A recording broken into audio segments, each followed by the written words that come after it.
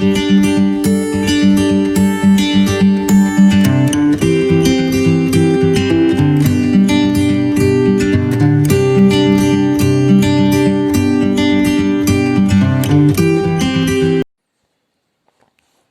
दोस्तों, मैं विकास Sharma brain box coaching की ऑनलाइन क्लासेस में आपका हार्दिक स्वागत करता हूं। तो आज हम ये जो कक्षा 10 की 13वीं प्रश्नमाला है वृत्त एवं स्पर्श रेखा ज्योमेट्री में, इसके बारे में पढ़ेंगे। तो ये शुरू करने से पहले हम जो वृत्त की स्पर्श रेखा क्या होती है, वृत्त क्या होता है, इसकी थोड़ी सी प्रारंभिक बातें वो जान लेते हैं। तो वृत्त क्या होता है, जैसे मान लो हमारे पास समतल में कोई एक बिंदु है, ये समतल में कोई एक बिंदु है, स्थिर है ये बिंदु।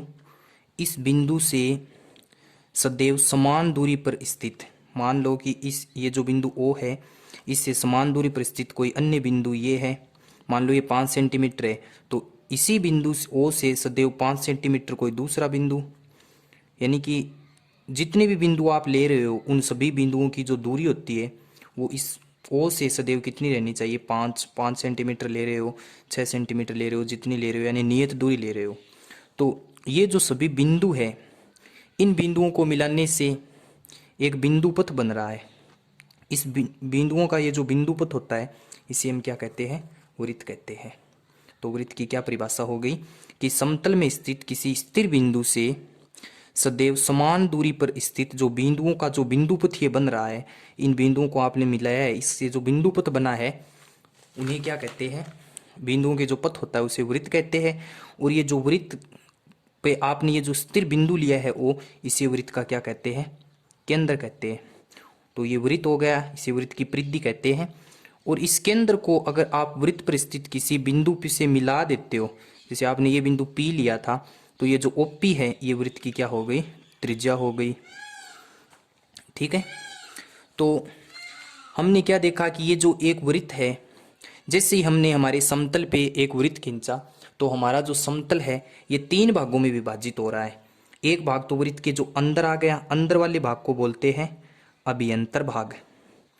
एक वृत्त के बाहर आ गया जिसे क्या कहते हैं हम, बहिर्भाग।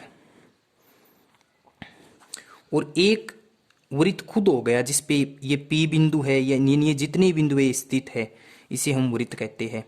तो ये जो वृत्त है ये मैं नीचे बना रहा हूँ दूसरा, ये वही वृत्त है जिसका केंद्र क्या है, O है। इस केंद्र को O से भी लिखते हैं और C से भी लिखते हैं। तो एक वृत्त के सापेक्ष से हम समतल में किसी बिंदुओं से रेखा खींचते हैं वृत्त के सापेक्ष। तो ये बिंदु है P बिंदु, इसको मैंने वृत्त के बाहर ले लिया, और इसी बिंदु P को वृत्त के ऊपर भी ले सकते हैं, और इसी बिंदु P को वृत्त के अंदर भी ले सकते हैं। हम यहाँ पे ले लिया तो ये 3 स्थिति बन सकती है। इस साइड में लेंगे तो ये वापस कौन सा भाग आ गया, बहिर्भाग। तो इस बिंदु से हम कोई रेखा खींचते हैं, जैसे इस बिंदु से मैंने ये रेखा खींची, इस P बिंदु से भी ये एक रेखा खींच देते हैं, और इस बिंदु से भी एक रेखा खींचते हैं।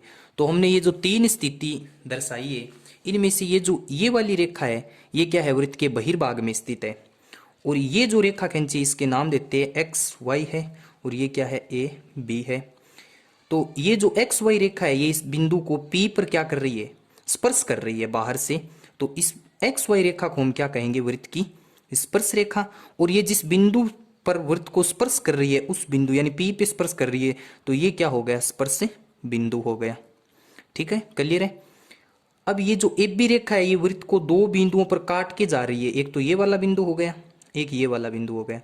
तो इस AB रेखा को क्या कहते हैं, वृत्त की छेदक रेखा कहते हैं। ठीक है, तो छेदक रेखा होती है वो वृत्त को 2 बिंदुओं पर प्रतिच्छेद करती है, और ये जो स्पर्श रेखा होती है वो वृत्त को एक बिंदु पे स्पर्श करती है, और जिस बिंदु पे स्पर्श करती है उसे स्पर्श बिंदु कहते हैं। तो आपको पता चला स्पर्श रेखा क्या होती है। तो ये जो प्रश्नावली है इसमें क्या है कि ये जो प्रारंभिक बात थी इसका ज़्यादा फुली डिटेल से हम अध्ययन करेंगे, वो 12वीं प्रश्नावली है उसमें बताएंगे आपको। तो अभी इसके जो कुछ क्वेश्चन है, कुछ प्रमेय है वो देखते हैं। तो इसकी एक जो प्रमेय है, प्रमेय 13.1 वो देखते हैं हम पहले। प्रमेय 13.1 क्या है कि वृत्त के किसी बिंदु पर स्पर्श रेखा स्पर्श बिंदु से जाने वाली त्रिज्या पर लंब होती है, और अथवा इसको आप क्या बोल सकते हो, स्पर्श रेखा और त्रिज्या परस्पर लंब होती है, इसे आपको सिद्ध करना है, यानी इस बात को आपको क्या करना है, प्रूफ करना है। ठीक है, तो ध्यान से देखिएगा। वृत्त के किसी बिंदु पर तो हमें क्या बनाना होगा, मान लीजिए ये हमारे पास क्या है, हमारा वृत्त है, ये एक वृत्त है जिसका केंद्र क्या है, ओ है, ये ओ केंद्र वाला क्या है, वृत्त है। ठीक है, वृत्त के किसी बिंदु पर स्पर्श रेखा, ये कोई एक बिंदु है वृत्त के ऊपर जिससे हमने क्या खींची है, एक वृत्त की स्पर्श रेखा खींच दी। इस स्पर्श रेखा का नाम दे देते हैं हम एक्स और वाई, ये क्या है, वृत्त की स्पर्श रेखा है। ठीक है, तो ये स्पर्श रेखा हो गई। स्पर्श बिंदु से जहां पे ये वृत्त को स्पर्श कर रही है वो बिंदु क्या हो गया, स्पर्श बिंदु, जिसको पी नाम दे देते हैं। स्पर्श बिंदु से जानने वाली त्रिज्या, मैंने आपको बताया कि केंद्र को वृत्त के किसी बिंदु से मिलाने वाली जो रेखा होती है वो वृत्त की त्रिज्या होती है। तो ये ओपी क्या हो गई, वृत्त की त्रिज्या हो गई।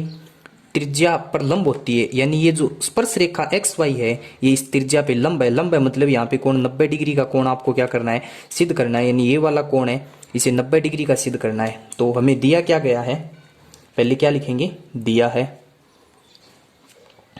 क्या दिया है, वृत्त का केंद्र क्या है, ओ है, ओपी क्या है, इसकी त्रिज्या है, और एक्स वाई वृत्त की क्या है, स्पर्श रेखा है। सिद्ध क्या करना है, ये तो हमें दिया गया है, सिद्ध करना है कि ये जो ओपी है ये लंबवत है, ये लंबवत किस पे है, एक्स वाई पे, यानी यहाँ पे जो ये कोण है ये 90 डिग्री का सिद्ध करना है, यानी ये दोनों परस्पर क्या होती है, लंबवत होती है। तो थोड़ी सी इसकी क्या कर लेते हैं हम, रचना। रचना में जो काम आपको खुद से करना पड़ता है उसे क्या कहते हैं, रचना। यानी ये जो वृत्त की स्पर्श रेखा एक्स वाई है इस पे कोई एक अन्य बिंदु क्या ले लेते हैं, क्यू ले लेते हैं। ठीक है, तो और ये जो क्यू है इसको हम किससे मिला देते हैं, ओ से मिला देते हैं। इसको ओ से मिलाने से क्या हुआ कि ये जो ओ क्यू रेखा है ये हमारे जो वृत्त है इसको एक बिंदु पे प्रतिच्छेद कर रही है, इस बिंदु को नाम दे देते हैं हम ए बिंदु दे देते हैं। ठीक है, तो रचना में क्या किया आपने, स्पर्श रेखा एक्स वाई पर बिंदु क्यू लिया और क्यू को ओ से मिलाया। ठीक है भाई, मिला दिया। तो इससे में क्या होगी, उत्पत्ति। उत्पत्ति में क्या लिखेंगे कि आपको पता है कि ये जो ओपी है ये ओपी ये इसके बराबर है ओ ए के। ओपी किसके बराबर है, ओ ए के। कारण क्या है, एक ही वृत्त की त्रिज्या, और वृत्त की जो एक ही वृत्त की जो त्रिज्या होती है वो लंबाई में क्या होती है, बराबर होती है। ओपी बराबर क्या हो गई, ओ ए हो गई। अब मैं यहाँ पे क्या लिख रहा हूं, ये जो ओ क्यू है इसको मैं क्या लिख सकता हूं, ओ क्यू को, ये ओ क्यू है इसको ओ ए प्लस ए ओ लिख सकते हैं। तो ओ ए प्लस ओ, सॉरी ओ ए प्लस ए क्यू लिख सकते हैं इसको। तो यहाँ पे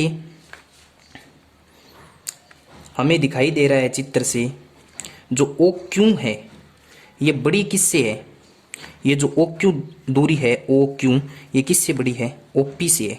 क्यों बड़ी है, आपको पता है कि ये जो क्यू बिंदु है ये हमारे वृत्त के बाहर स्थित है, और ओ क्यू की जगह हम क्या लिख सकते हैं, ओ ए प्लस एक क्यू लिख सकते हैं। यहाँ से हमने लिख दिया, तो ये बड़ी किससे हो गई, ओ पी से। यानी कि ये जो पी बिंदु है ये तो वृत्त के ऊपर स्थित है और क्यू बिंदु है ये वृत्त के बाहर स्थित है। तो ये जो ओ क्यू दूरी है ये आपको दिखाई दे रही है इस ओपी से बड़ी है, क्योंकि ओपी यहाँ तक ओपी के बराबर ए है, लेकिन ये इतना भाग है ये क्या हो गया, इससे ज़्यादा हो गया। ठीक है, यानी कि ये जो ओपी है ये बड़ी किससे हो गई, ओ क्यू से बड़ी हो गई। सॉरी, ये जो ओ क्यू है ये ओपी से क्या हो गई, बड़ी हो गई। इसका मतलब ये हुआ कि ये जो बिंदु P है और बिंदु Q है, इनमें से यदि O Q बड़ी है तो Q बिंदु क्या हो गया, वृत्त के बाहर हो गया, और P बिंदु वृत्त के ऊपर हो गया। यानी O Q, इस ये जो स्पर्श रेखा एक्स वाई है, इस पे आप P को छोड़कर अन्य कोई भी बिंदु लो, जैसे एक बिंदु आपने यहाँ पे ले लिया, यहाँ पे ले लिया, जितने भी अगर आप बिंदु लेते हो, तो इन सभी दूरियों में से ये इन बिंदुओं की O से जो दूरी है, मान लो यहाँ पे आपने क्या बिंदु ले लिया, B ले लिया, यहाँ पे C ले लिया, ये जो जितनी दूरियां हैं, इनमें से सबसे छोटी कौन होती है, P दूरी होती है। ये जो OP दूरी होती है ये सबसे छोटी होती है। क्यों, यहाँ पे एक्स वाई क्या है, एक रेखा है और एक बिंदु क्या है, वो है। तो किसी रेखा की जो दूरी होती है, किसी रेखा की किसी बिंदु से दूरी होती है, वो उनके मध्य सबसे न्यूनतम होती है और 90 डिग्री के कोण पे, यानी कि उस पे लंबवत भी होती है। तो इसको मैं थोड़ा सा अलग बताता हूँ आपको, ध्यान से देखना। जैसे मान लो आपके पास ये कोई एक रेखा है और ये कोई एक बिंदु है, तो इस रेखा ए बी की बिंदु ओ से दूरी, ये भी दूरी है, ये भी दूरी है और ये भी दूरी है, यानी इस पे अनंत दूरियां हो सकती है, लेकिन इनमें से सही दूरी कौन सी है, पी क्यू आर। सबसे न्यूनतम दूरी कौन सी है, तो सबसे न्यूनतम दूरी कौन सी है, ओ क्यू है, सबसे न्यूनतम होनी चाहिए। और यहाँ पे कोण है वो कितने डिग्री का बनना चाहिए, 90 डिग्री का बनना चाहिए। ठीक है, तो हमें यहाँ पे क्या लिखना होगा, ये जो ओपी दूरी है, ओपी दूरी उन्हें सभी दूरियों से छोटी होगी, छोटी होगी जो एक्स वाई पर बिंदु O से खींची जा सकती है।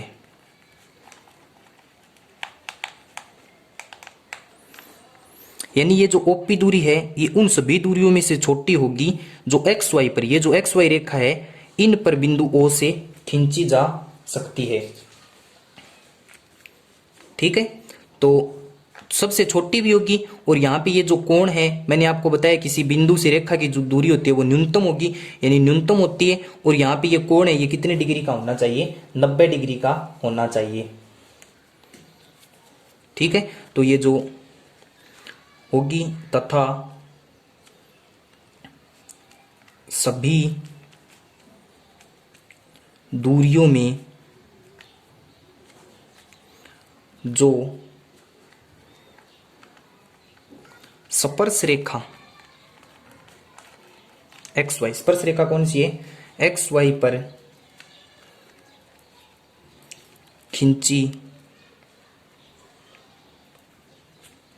गई है, सभी दूरियों में जो स्पर्श रेखा एक्स वाई पर खींची गई है उनमें ओपी है वो क्या है, सबसे छोटा लंब भी है। यानी ये 90 डिग्री का कोण भी होना चाहिए। अतः ये जो ओपी है ये लंबवत किसके हो गया, एक्स वाई के। ये आपकी परिमिति थी, यही आपको क्या करना था, सिद्ध करना था। तो यहाँ पे क्या लिख देंगे, इतनी सिद्ध। क्लियर है। चलिए इसकी अतः स्पर्श रेखा और त्रिज्या परस्पर क्या होती है, लंबवत होती है। तो इसके 13.2 जो प्रमेय है वो देख लेते हैं। 13.2 में क्या है, 13.1 का विलोम है 13.2।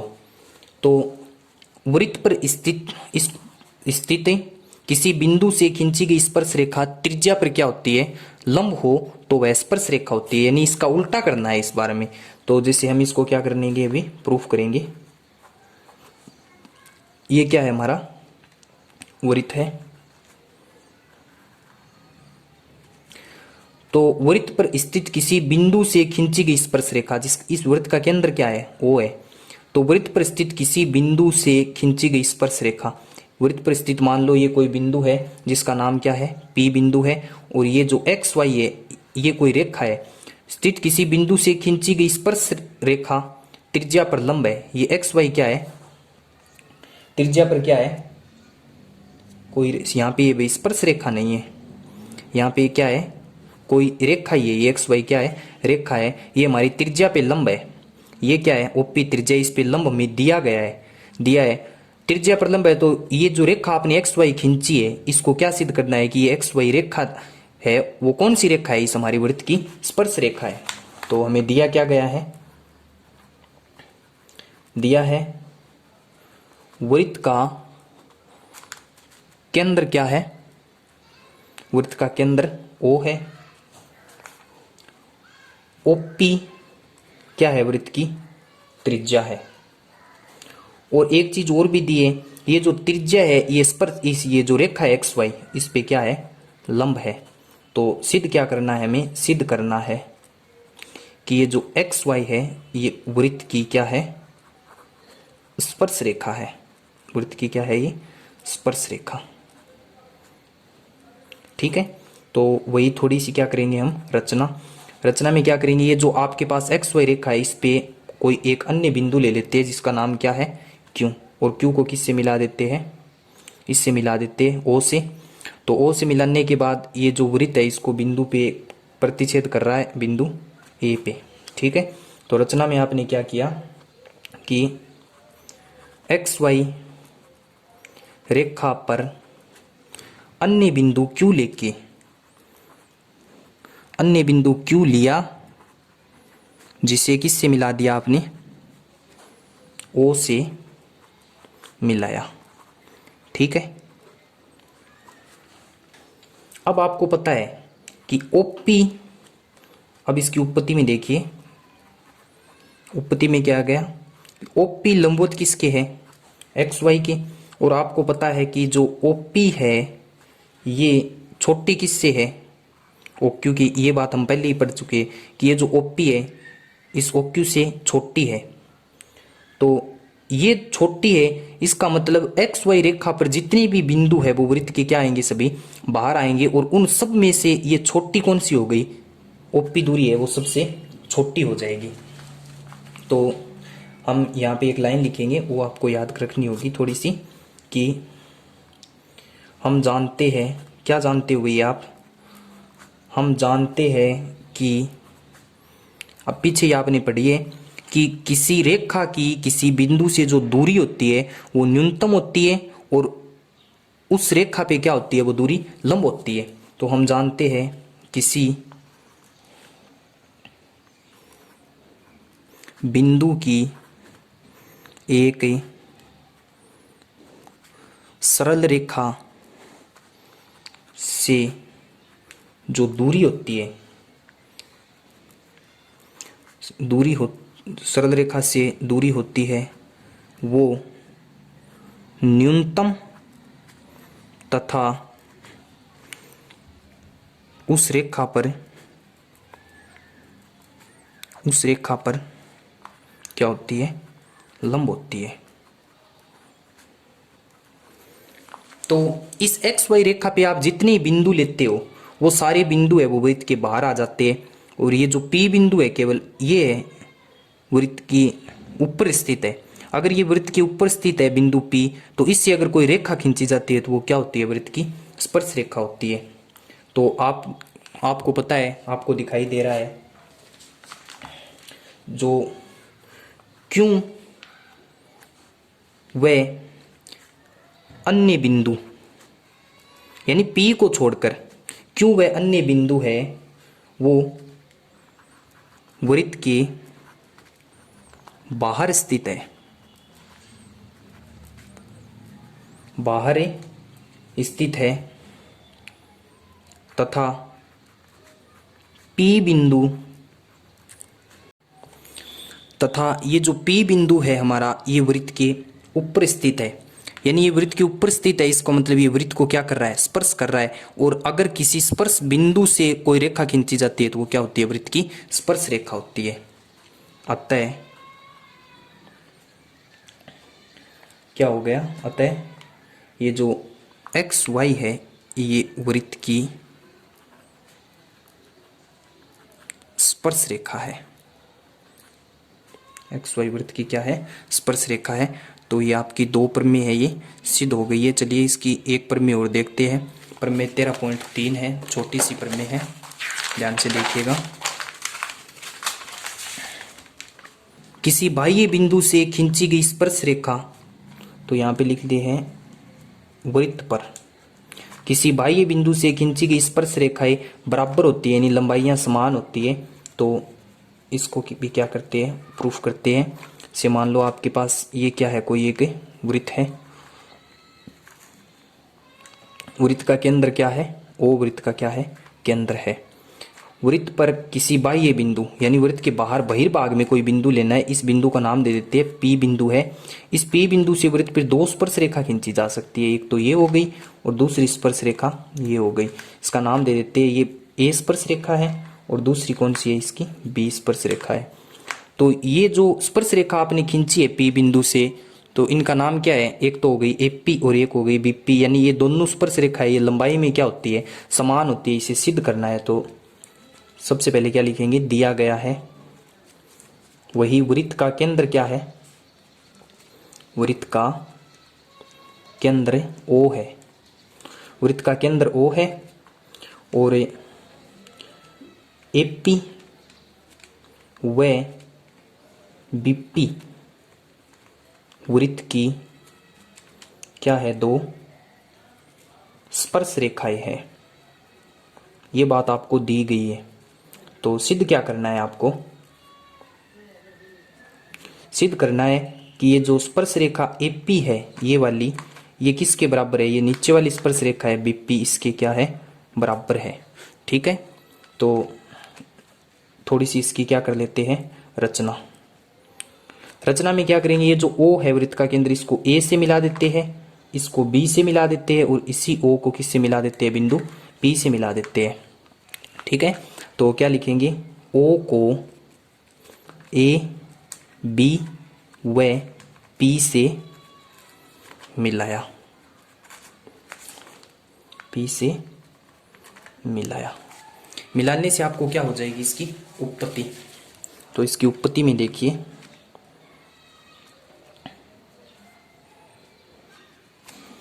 ये जो त्रिभुज दिखाई दे रहा है आपको,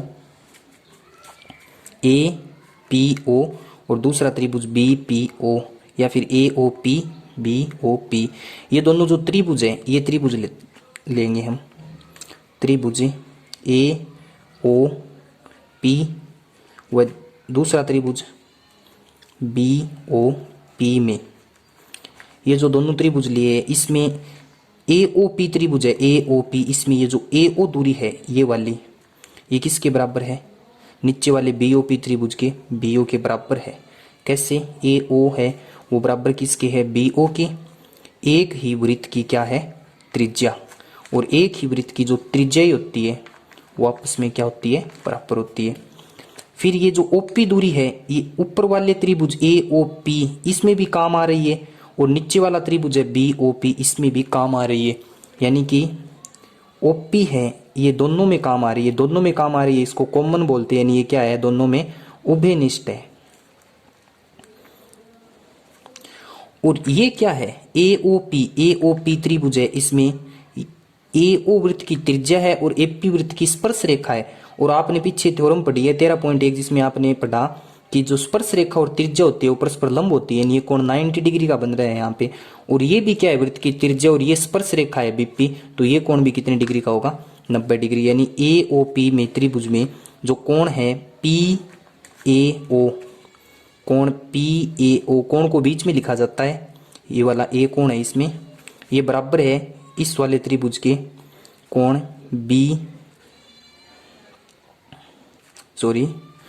कोण पी बी ओ की। कैसे लिखेंगे, इसका कारण क्या हो गया कि स्पर्श रेखा त्रिज्या पर क्या होती है, लंब होती है। या फिर ऐसे लिख सकते हैं, स्पर्श रेखा और त्रिज्या परस्पर लंब होती है। तो ऊपर वाले त्रिभुज है, इसमें 2 भुजा और एक कोण हमने बराबर किया है, यानी 2 तो भुजा और एक कोण 90 डिग्री का। 90 डिग्री कोण को बोलते हैं समकोण। यानी कि एक तो आपने इन दोनों त्रिभुज में किसको बराबर किया है, समकोण को, और ये जो समकोण है 90 डिग्री का कोण है, इसके सामने भुजा क्या होती है भाई, सामने वाली भुजा होती है कर्ण, यानी ये इस त्रिभुज का कर्ण है।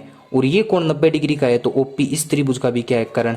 यानी एक आपने इस ओपी बराबर ओपी किया है, इसका मतलब ये क्या है, कर्ण है, समकोण कर्ण। और एक भुजा इस त्रिभुज की भुजा ए ओ इस त्रिभुज बी ओ पी की कौन सी भुजा, ओ बी के बराबर है, यानी एक भुजा समकोण कर्ण भुजा, इसको क्या बोलते हैं, आर एच एस, यानी राइट हाइपोटेन्सिस साइड समकोण कर्ण भुजा सर्वांग समता नियम से। ये दोनों त्रिभुज क्या हो गए, सर्वांग समता जो गुणधर्म होता है नियम से दोनों त्रिभुज सर्वांग सम हो गए। त्रिभुज ए ओ पी सर्वांग सम हो गया त्रिभुज बी ओ पी के। और सर्वांग सम त्रिभुज के संगत भाग बराबर होते हैं, यानी ये ए ओ भाग होता है ये बी ओ के बराबर होगा, ओपी भाग है ये ओपी के बराबर होगा, और ये जो बाहर वाला एपी है वो बीपी के। हम सभी नहीं लिखेंगे, हम केवल इतना ही लिखेंगे, हमें जो सिद्ध करना है हमें एपी बराबर बीपी के सिद्ध करना था, यानी ये जो एपी बाहर वाला है वो इस बीपी के क्या हो जाएगा, बराबर। तो एपी बराबर किसके हो गया, बीपी के। कैसे, बाई सीपीसीटी, यानी कि सीपीसीटी का अर्थ क्या हो गया कि सर्वांग समत्रिभुज के जो संगत भाग होते हैं वो आपस में क्या होते हैं, बराबर होते हैं। तो यही हमें क्या करना था, सिद्ध करना था। तो इसकी ये हो गई आपकी थ्योरम प्रमेय 13.3। तो मैंने आपको आज जितने क्वेश्चन करवाए हैं वो आपको कैसे लगी कमेंट करके ज़रूर बताना, वीडियो को शेयर करना, अच्छा लगे तो चैनल को सब्सक्राइब करना। बाकी पढ़ेंगे नेक्स्ट क्लास में। धन्यवाद।